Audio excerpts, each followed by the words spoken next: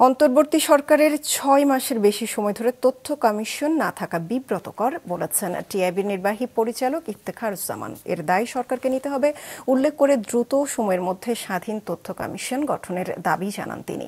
সকালে ধানমন্ডিতে মাইডাস সেন্টারে তথ্য কমিশনের কার্যকারিতা ও তথ্য অধিকার আইনের সংশোধনী নিয়ে আয়োজিত সংবাদ সম্মেলনে তিনি একথা বলেন। সেখানে উপস্থিত নির্বাচন ব্যবস্থা সংস্কার কমিশনের প্রধান বদিউল আলম মজুমদার বলেন, নির্বাচন কমিশন জনগণকে তথ্য না দিলে আইনের লঙ্ঘন হবে।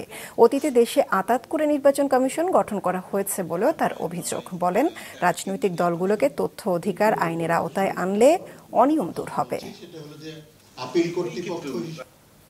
আমরাও কিন্তু প্রস্তাব করেছি রাজনৈতিক দলকে তথ্য অধিকার আইনের অধীনে আনার জন্য। সো আমি অনুরোধ করব আমরা একটু সাহসিকতা প্রদর্শন করি।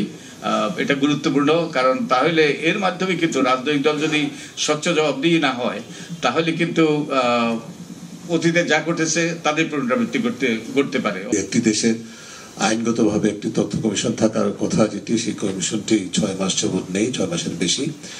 সেটি অত্যন্ত বিব্রতকর একটা বিষয়। বিব্রতর একটা পর্যায়ে যাওয়ার আমাদের দেশকে ধাবিত করার দায়টা কিন্তু অন্তর্বর্তীকালীন সরকারের উপর বর্তায়।